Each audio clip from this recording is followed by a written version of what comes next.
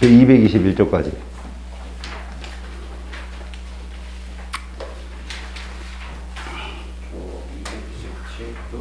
217쪽이요? 네. 예. 9번이요. 여러분 217쪽 9번 문제 보세요.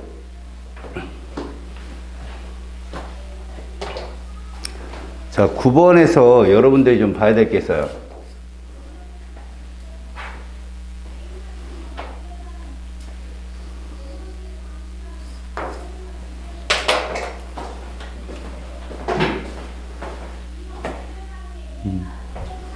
오케이. 자, 보세요. 217쪽의 9번입니다.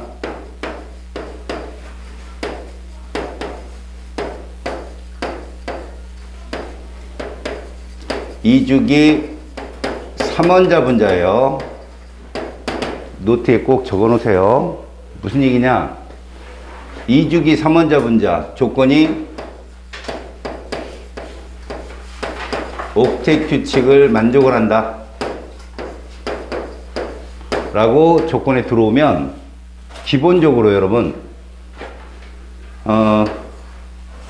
CO2하고 OF2가 자주 등장합니다. 문제상에. 이 공통으로 들어있는 원소가 뭐예요? 5죠? 거기 9번에서 보시면 가하고 나가 3원자 분자예요. 근데 누가 공통으로 있어요? Y가 공통으로 있죠? 걔는 산소예요. 무조건. 알았지? 그리고 비공유 전자쌍사를 보면 O는 2쌍, 플로린은 3쌍입니다. 얘가 8쌍이고 얘가 4쌍이에요. 비공유가. 고로 지금 8쌍에 해당되는 가가 OF2예요. 나는 CO2고요.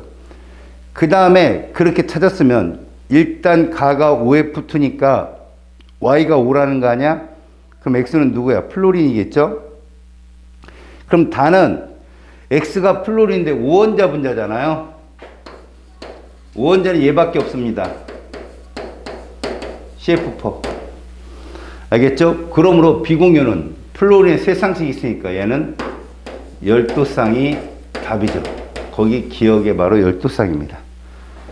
그러면 기억 보면은 가는 얘가 가잖아요. 구분형이면서 보세요. 대문자가 두 종류일 땐 중심원자가 탄소면 무극성. 탄소가 아닌 애들은 극성입니다. 무조건. 옥텟 규칙을 만족할 때. 고로 지금 가는 직선형이 아니라 구분형이 정답이에요. 중심원자가 산소니까. 오히려 나가 직선형이죠. 왜? CO2 그러면 구조식이 이런 애가 직선 구조죠. O가 양쪽에 들어있는. 그래서 니은은 맞아요. 기억은 12쌍 정답이고요. 답은 4번인데 중요한 건 이거죠. 공통으로 들어있는 게 산소라는 거. 알았어요?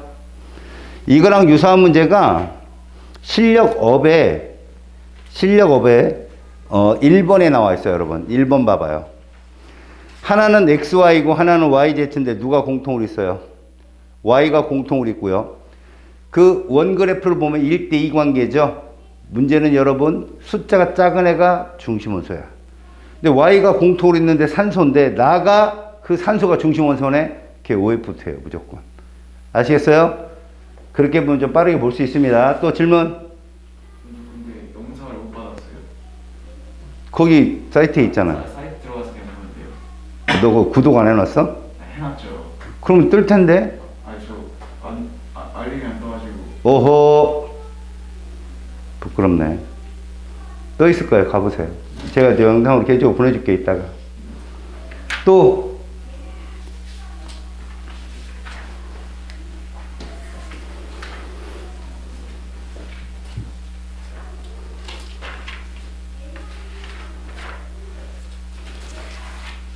없어요? 자, 여러분. 페이지 234쪽으로 와보세요.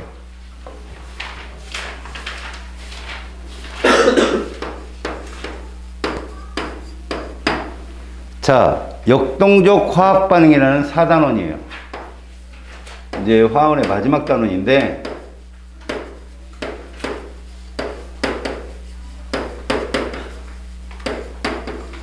기본적으로 여러분 1단원은 화학의 양적 관계를 다룰 때 필요한 계산이라든가 단위를 배운 것이었고, 2단원은 간단히 말해서 원자, 3단원이 물질이었어요. 그 중에 분자를 중심으로. 이런 물질들은 이제 화학 반응을 진행하게 되는데, 그 화학 반응이 일어날 때 반응물과 생성물이 어떠한 상태일 때를 봐야 되는지가 첫 번째 우리가 봐야 될 것이죠. 거기 보시면 첫 번째 제목이 이렇게 써 있을 거예요.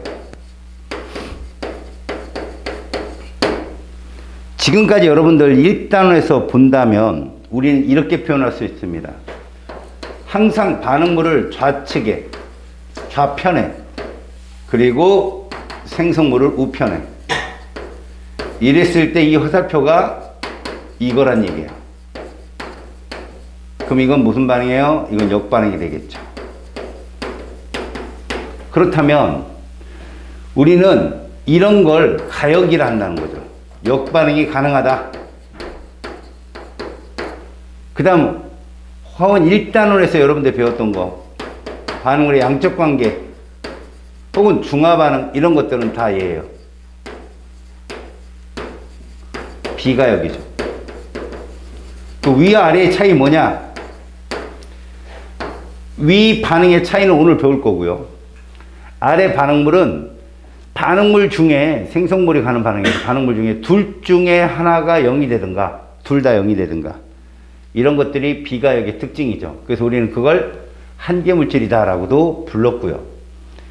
우리는 가역 반응을 보게 됩니다. 그래서 거기 보시면 가역과 비가역을 나눠놨는데, 이거를 공부하려면 비가역을 외우는 게 좋아요. 웬만해서 다 가역이거든요. 가역 반응에는 어떤 것들이 있는가?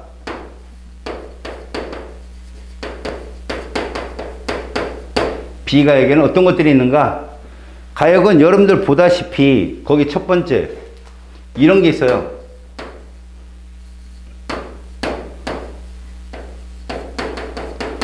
꼭 물이 아니어도 좋습니다.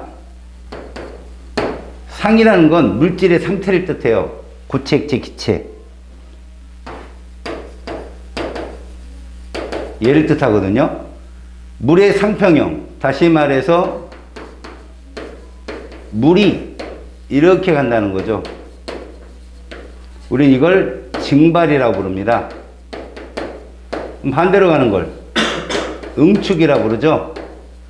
이렇게 가역 반응이 물도 일어날 수 있다.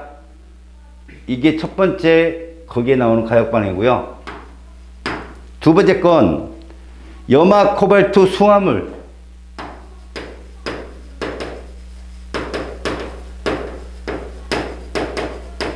자, 염화 코발트라는 놈은 실제로 어떤 놈이냐면 물이 있는지 없는지 확인하는 물질이거든. 그 반응식을 여기다 써준 거예요. 자, 니들이 봐야 될 건 이거죠. 이것이 정반응, 이것이 역반응인데, 정반응이 진행되면 물 분자가 달라붙는, 그래서 염화 코발트 수화물이라고 불러요. 육수화물 이런 말을 쓰는데, 염화 코발트 수화물.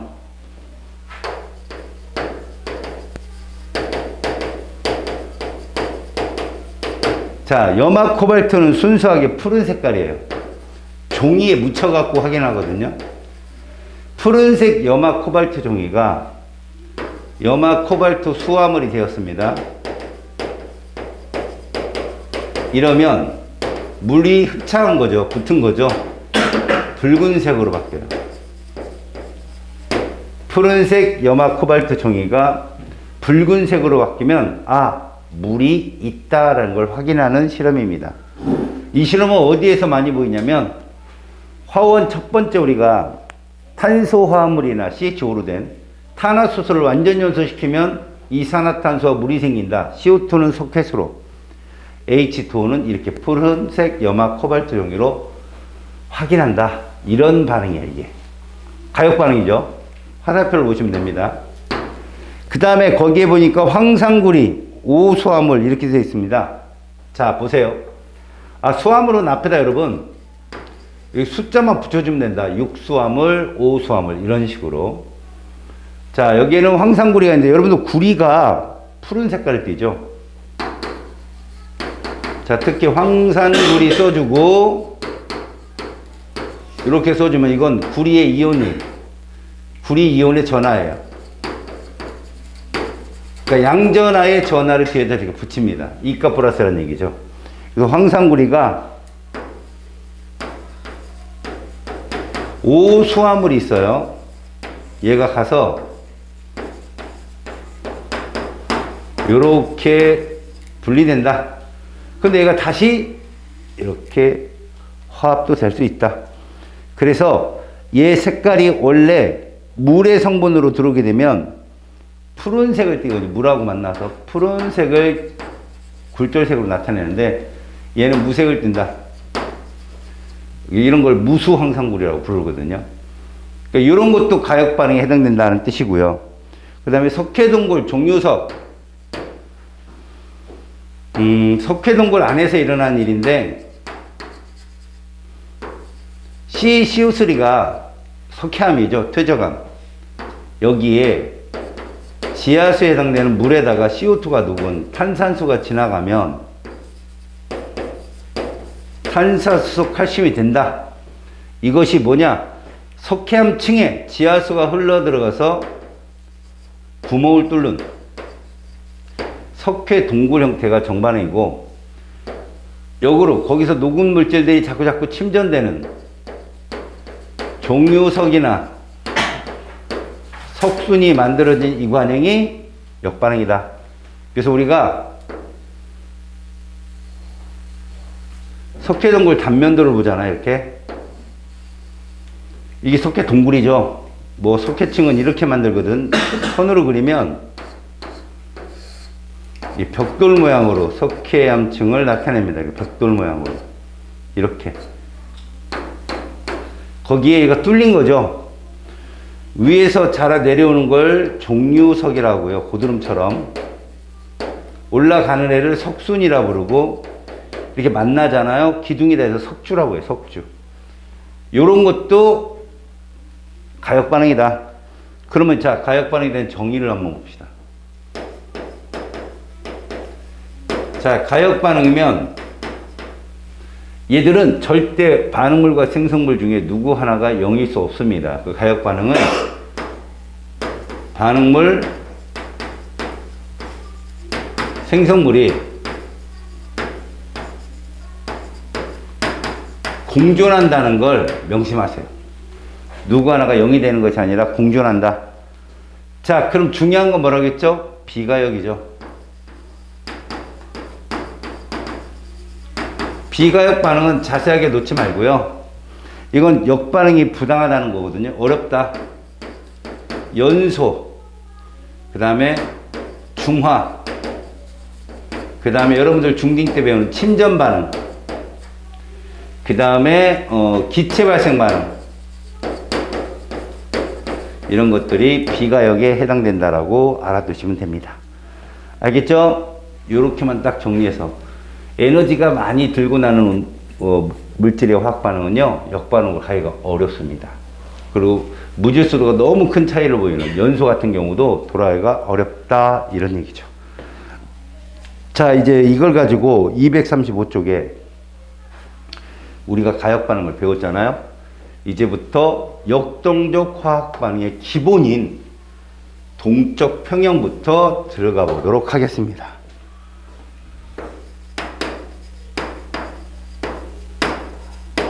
자, 동적 평형이라는 이 말이 성립하려면 두 가지가 성립해야 돼요. 먼저 평형이니까 정반응 속도와 역반응의 속도가 같아야 돼요. 그래서 마치 멈춰 있는 것처럼. 그러니까 속도가 같다는 건 0이 아니라는 소리예요. 두 번째, 얘들은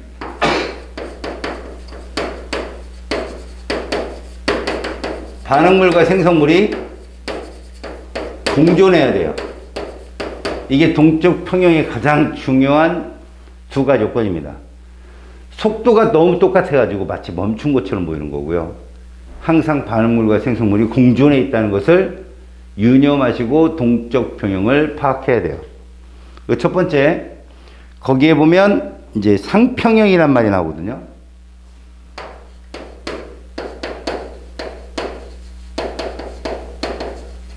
자, 먼저 여기 가로인가? 1이고 소리. 상평형은 지금 여러분들한테 예를 든 건 물이지만 액체하고 기체 사이에 상평형 관계를 본다든가 아니면 고체하고 액체 사이도 보게 되는데요. 그건 너무 보기가 좀 어려우니까 고체와 기체 사이도 요즘은 보게 됩니다.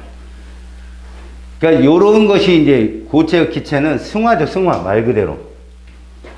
우리가 이제 승화속도 이런 표현을 쓰는데 여기서는 물하고 누구를 예를 들었어요? 수증기를 예를 든 거야. 물, H2O, 수증기. 이 둘 사이에 동적 평형을 예를 들었습니다. 자, 이런 상평형에서 보통의 정반응의 속도라고 말하는데 상위 단계로의 진행 단계가 보통 뭐예요? 기화 속도라든가 액화 속도, 승화 속도 모두 고체보다 액체보다 기체가 물질수도 크기 때문에 큰 방향을 정반응으로 잡거든요. 근데 상평형에서는 그 정반응의 속도가 또 다 일정하다는 거 명심하십시오. 뭐에 따라서? 온도에 따라. 그래서 이 반응을 할 때 반드시 조건이 온도 일정을 잡아주셔야 돼요. 온도가 일정하면요, 이 상평형에서는 정반응 속도가 일정해집니다. 근데 이게 누구냐? 증발이잖아, 증발. 이 응축이고. 그러니까 증발 속도는 온도만 일정하다면 언제든 동일하다. 그래서 온도가 변하면 어떻습니까? 같이 변합니다. 늘어나면 같이 늘어나고. 우리가 이 실험을 하기 위해서는요, 거기는 막 실험을 해놨는데 밀폐 조건을 갖춰야 돼요.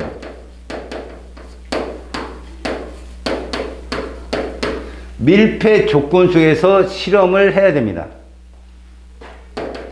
밀폐를 하지 않으면요, 그 물 상층부에 해당하는 부피가 포화 상태에 도달하지 못해요. 그럼 뭐만 일어납니까? 계속 증발만 일어나요.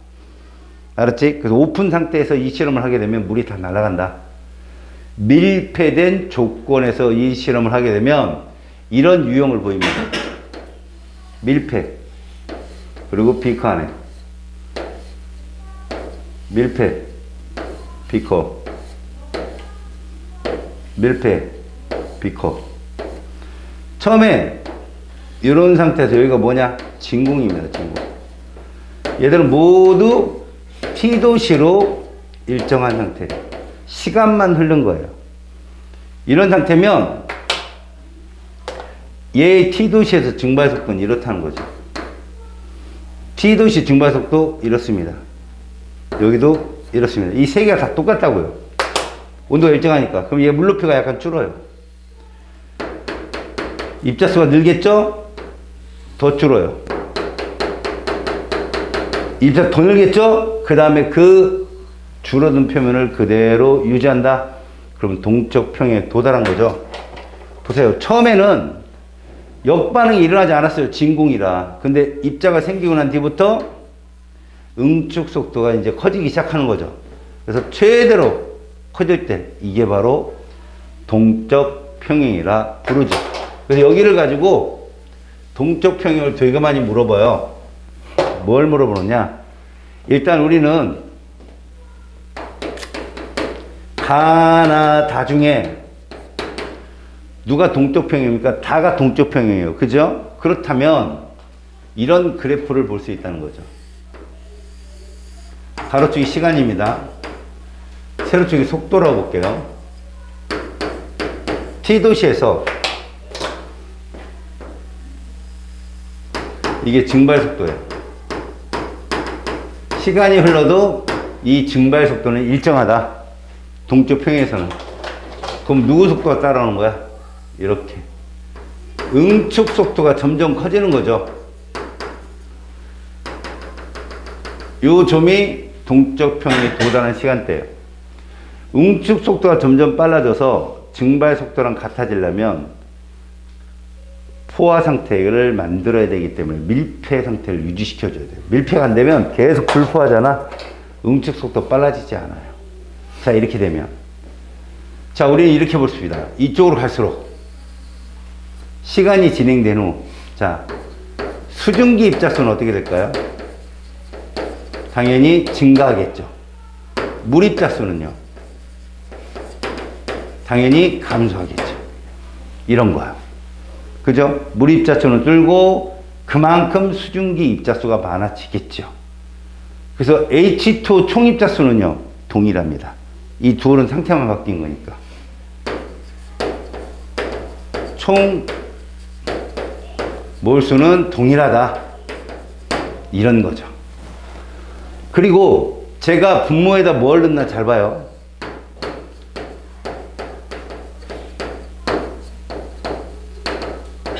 분모에 증발 속도가 들어갔단 말이에요. 얘는 어때요? 얘는 계속 일정하잖아요. 증발 속도는 온도가 변하지 않으면. 응축은 점점 커지죠. 얘는 이 값은 계속 증가합니다. 문제는 증가하다 하다 어디가 끝이라고? 1이 끝이에요. 1이. 그 전엔 1보다 다 작았다. 이런 말을 하면 됩니다. 이거 뒤집으면 어떻게 될까요? 뒤집으면 1보다 큰 값이 나와요. 그러다 나중에 어디로 도달한다? 1로 도달한다. 그래프가 그렇게 그려진다는 겁니다. 분수함수로. 아셨죠? 시험 문제는 이런 거 잘 물어봐요. 자, 그러면 두 번째, 용해평형 뭐냐?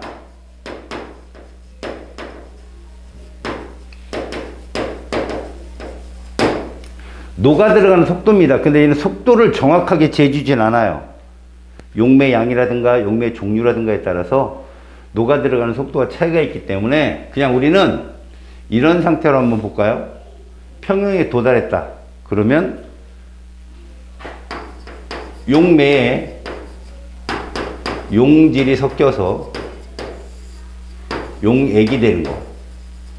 이걸 용해 속도라 부르고요. 석출 속도라 불러요. 그럼 포화 상태란 용액이 더 이상 녹아 들어가지 않는 포화 상태란 무엇이다? 용해 속도와 석출 속도가 일치하는 거죠.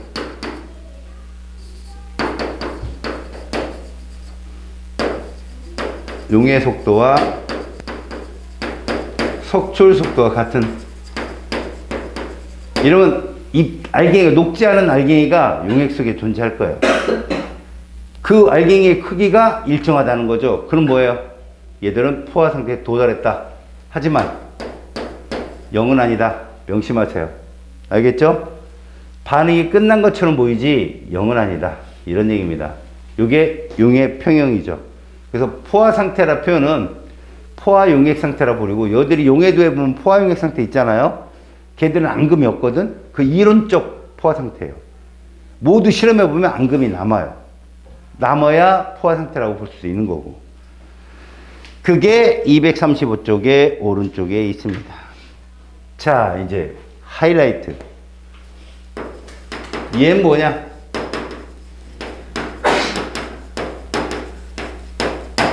얘는 쟤들이랑은 좀 달라요. 일단 제가 어차피 얘도 정반응수도 역반응수도 똑같고 반응물생은 공존하고 똑같습니다. 속도 그래프를 볼게요. 이게 무슨 속도냐? 정반응의 속도예요. 이게 역반응 속도예요. 물론 여러분들 보시기에도 요 지점이 딱 평형에 도달했죠. 특히나 정반응 속도는 절대 역반응 속도보다 작을 일은 없어요. 모든 평형이 그렇습니다. 시간이 흐르면 시간 흐르면 역반응이 정반응을 따라잡는 건 있죠. 근데 어떤 상평에서는요, 그 증발 속도조차도 줄지 않고 일정하다는 거죠. 온도에 비례하기 때문에 그래요. 자, 그럼 화학평형은 이렇게 속도가 서로 줄고 서로 늘고 해서 만난다고 합시다. 제가 이 식을 하나 보여줄게요. 이산화질소는 젓갈색 기체예요. 모이면 진합니다. 얘가 얘로 가는 거죠. 사산화 이질소로. 얘는 색깔이 무색이에요. 모두 기체예요. 정반응도 있고 역반응도 있다는 거죠. 이렇게. 자, 그러면 이제 얘들의 이 식에 맞게 제가 한번 써볼게요. 이때 사용하는 게 몰롱도인데 처음에 얘가 4만큼 있었어요.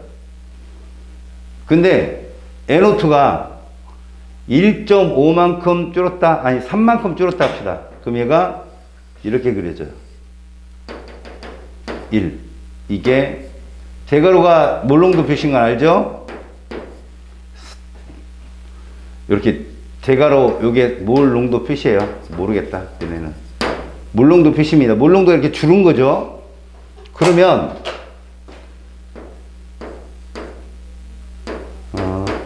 1.5 정도 해당되는 여기부터 이렇게 커지는 요게 누구냐? N2O4예요. 대가로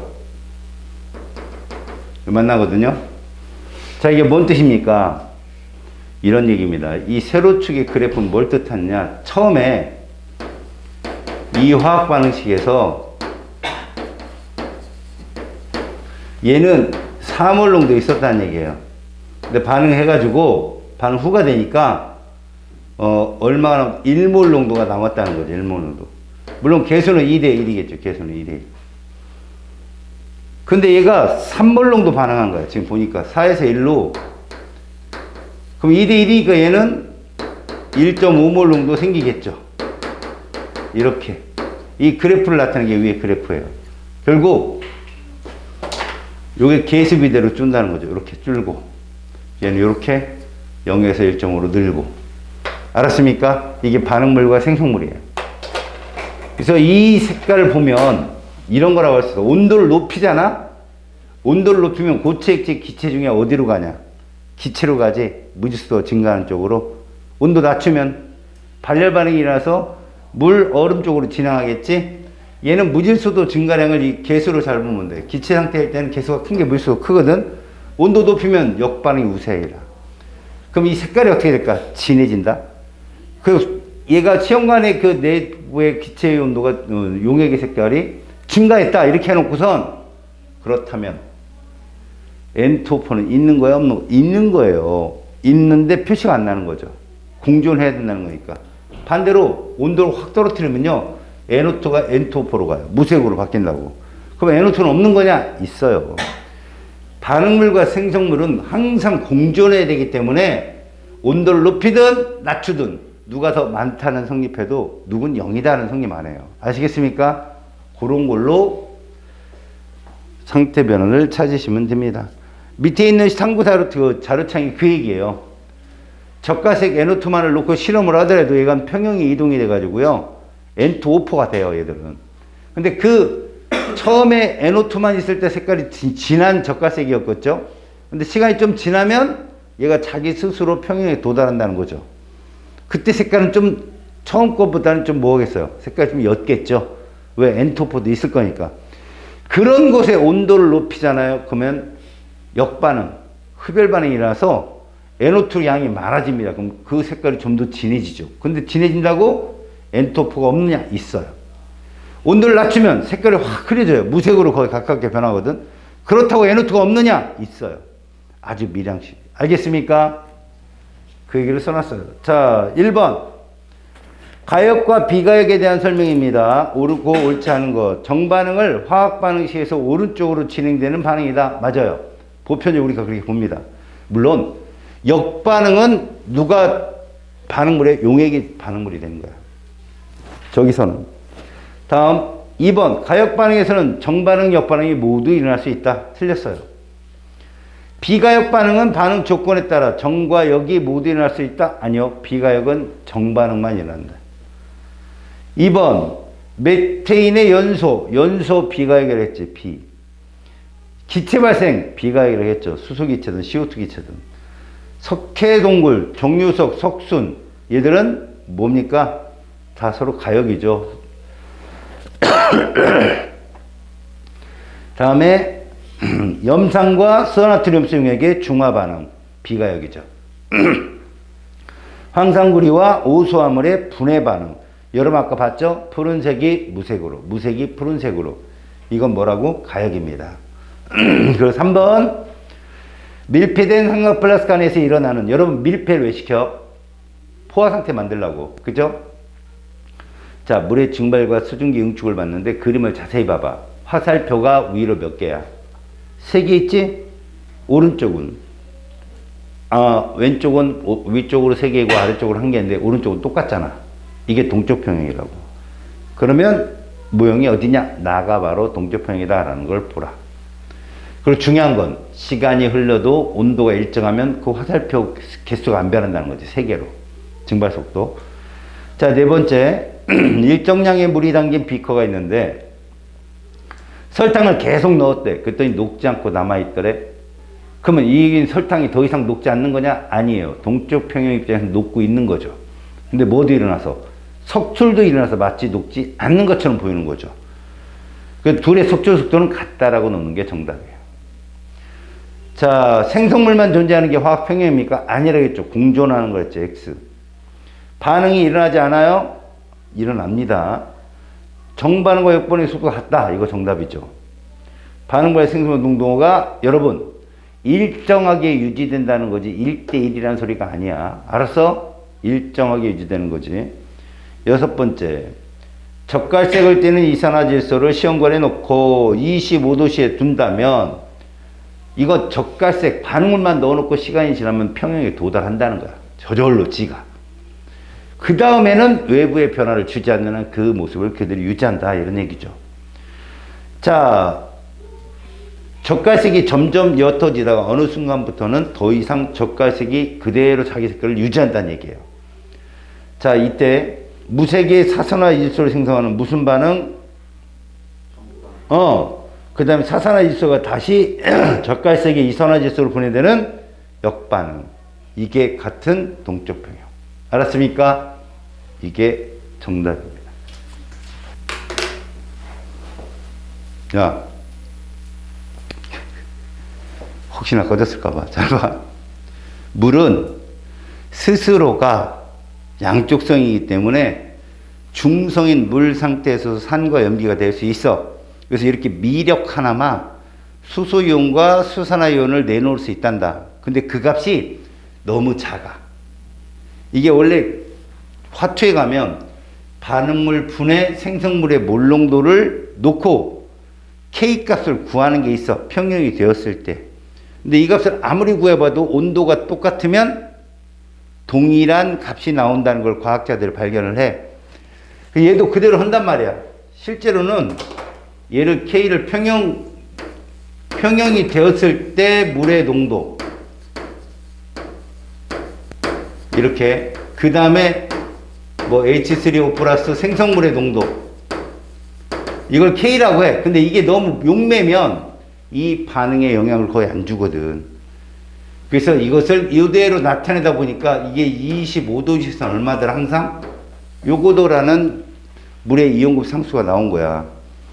그러면 몰농도는 어쨌든 곱해서 항상 이게 나와야 되는 거거든. 그리고 이 숫자를 쓰기가 싫으니까 지수값을 구한 건데, 그렇게 따지면 지수는 봐. 중성일 때 얘들이 10의 말 7승, 10의 말 7승이어야 되잖아. pH를 바꾸면 그게 77이 된다고. 그래서 pH 플러스 pOH는 항상 14가 돼야 되는 것이야. 이걸 쭉 나르다 보면 우리는 이거의 결론에 도달해. 결론은 얘들이 수산화이온과 수소이온의 몰농도가 10배 차이 난다. 그럼 지수가 1차이거든. 0.5야, 0.5. 6.5, 7.5. 3배 차이 난다. 10의 3승이거든. 1000배. 내가 지금 말하는 건 지수야, 지수. 지수가 3 차이 난다 그러면은 어떤 거야? 10의 3승배잖아. 그지? 그러면 3이라면 아까 6.5, 7.5에서 1씩 옆으로 빼면 돼. 3, 5.5, 그 다음에 뭐 8.5 이러면 3승 나오거든. 무슨 말일까?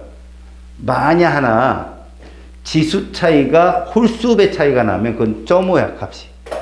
짝수배 차이 나면 다 정수고 거의 짝수배 돼, 니들한테. 알았지? 자, 그게 조금 전까지 배운 내용이야. 마치 한 것처럼 우리 뭐 문제 하나만 달아볼까? 너무 빨리 오니까 막 승질 나잖아, 니네도. 그지? 페이지 254쪽으로 와봐, 얘들아.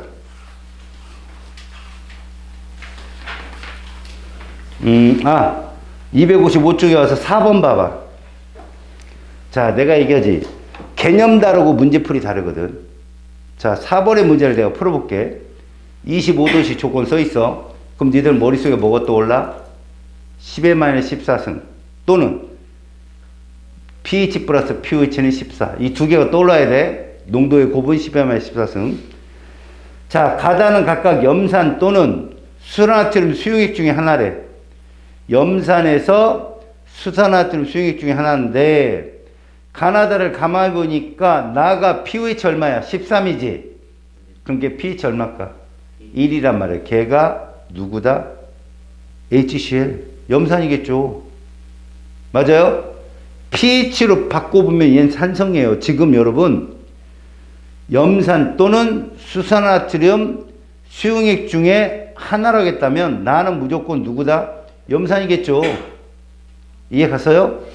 자, 근데 거기에 가에 수소이온의 몰농도가 얼마래요? 10의 12승이라고 써있죠? 그럼 pH 얼마일까요? 12예요. 그럼 pH 2죠? 맞죠? 그래서 가는 수산나트륨 수용액이 될 거예요. 이제 다로 가봐요. 수소이온의 몰농도가 얼마예요? 10의 2승입니다. 농도는 여러분 부피에 따라 변하지 않아요. 농도는 그대로 똑같은 거야. 얘는 pH 2짜리란 말이야. 산성이죠. 그죠? 그럼 위에 pH는 얼마일까? 12가 되는 거죠. 이해 갔어요? 자, 그 다음에 이제 디귿 때문에 그렇습니다. 기억하고 디귿 때문에. 여러분, 잘 들어주세요. 농도 곱하기 부피가 이온수입니다. 상대값. 다시 말해서, 나에서 수소이온의 몰농도 했는데, 여러분, 그 몰농도는 이온수하고 전혀 달라요. 나가 pH 1짜리잖아요. 그죠? 그럼 수소이온은 10의 1승이 답이에요. 그죠? 10의 1승이 답이라고. 그럼 문제는 기억. 수소이온의 몰농도가 0.1이고요. 200이죠, 200. 둘을 곱해요. 얼마 나와요? 20. 근데 그거 상대값이에요. 진짜 값을 하려면 10의 3승을 해주셔야 돼요. 0.02몰이 답입니다. 아시겠어요? 그 다음 디귿 보세요. 이렇게 비교할 때는 그냥 곱하시면 돼요. 수소이온의 몰수를 구하려면 밑에 있는 수소이온의 몰농도를 이용하면 됩니다. 나는요, 아까 몇이었어요? 200 곱하기 0.1, 20개. 됐죠? 다는요, 100 곱하기 10의 2승. 뭡니까? 한 개죠, 그냥 한 개. 그래서 20배가 정답이에요, 20배. 아셨어요? 이해 가십니까? 자, 이제 숫자가 너무 많죠? 256쪽으로 보세요. 자, 여기 중화 반응은요, 여러분들 굉장히 어려운 건 제가 약간 피해드리고, 뭐만 알면 되냐면, 알짜 이온 반응식에 대한 설명만 제대로 알면 돼요. 우리가 양적 관계를 쉽게 풀려면, 기본적인 것만 제대로 알면 된다는 거지. 그래서, 여기에 대한 인트로만 딱 해주고 끝낼게요. 보세요, 여러분. 학교에서 중화 반응 양적 관계 혹은 수능에서 니네가 이게 어디도 나오는 줄 알아? 통합과학에도 있어, 이게. 알았어? 통합과학, 너네 수능에 나오는 통합과학에도 이게 있거든? 그래서 여기는 잘 배우고 가야 되는데 이미 여러분들이 이제 앞에서 배웠던 걸 이용해서 여기서 써먹으려면 이 단원에 중화 반응 양적 관계는 얘 개념으로 푸는 거야.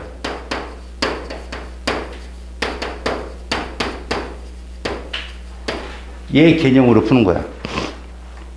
알겠어? 아레니우스 산연기 개념으로 푸는 거라고. 다시 말해서 이거 구하고 이거 구해서 풀으라고. 또 하나 이걸로 풀어낸다는 걸 알려줬고,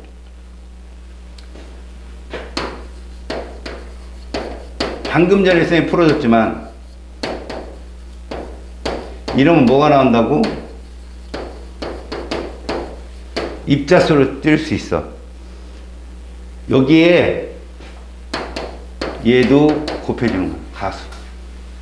자, 이게 무슨 말인지 봐. 입자수를 계산을 잘해야 되거든. 이게 가짜 값이야. 계산하기 편하고 쓰는 값. 만약에 진짜 값을 구하려면 여기다 이걸 해줘야 돼. 왜? 밀리리터를 뭘로 바꿔야 돼? 리터로 바꿔야 되기 때문에. 알았냐? 그럼 예를 하나 들어볼게. 너네가 계산할 줄 알아, 문제를 푸니까. 얘가 있어.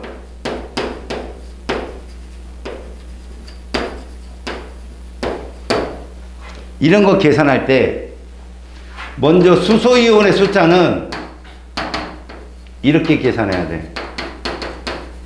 이렇게. 앞에다 2 왜 붙였어? 가수가 2니까. 몇 개? 황산이온의 숫자는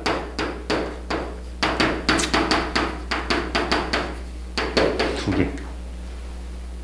자, 이들이 왜 이렇게 되는지 봐봐. 얘는 전화가 플러스지, 얘는 전화가 마이너스지. 근데 지금 2개인데 마이너스 몇 개짜리야? 이 둘은 합이 0이야.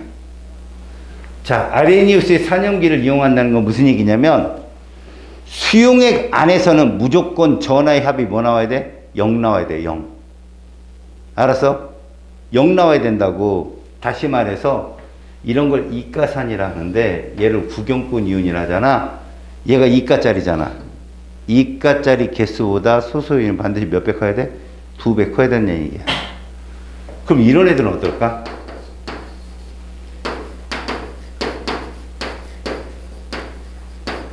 얘들 모두 가수가 1이잖아. 몇 개 몇 개야? 곱해봐. 8개, 8개씩이라고 보면 되는 거야. 염산 8개를 녹인 거지. 이온화도는 1이야. 그러면 얘는 이렇게 그리면 돼. 왜? 둘 다 마이너스일까 플러스일까이기 때문에 숫자가 똑같아야 돼요. 합이 0이 돼야 되니까. 얘도 마찬가지거든. 일가염기잖아. 이렇게 있어. 80ml. 둘이 곱하면 얼마야? 16이지? 그럼 얘 16개 녹이면 지들이 몇 개든 간에 1대1이 된다고 항상. 알았니? 이거를 계산할 줄 알아야 돼. 다음 시간에 이게 계산이 되면 이온수를 따지고 물을 만들고 그 다음에 전체 이온수를 따지는데 되게 수월해져. 다음 시간에 일가만 먼저 할 거야. 일가. 알았지? 여기까지만.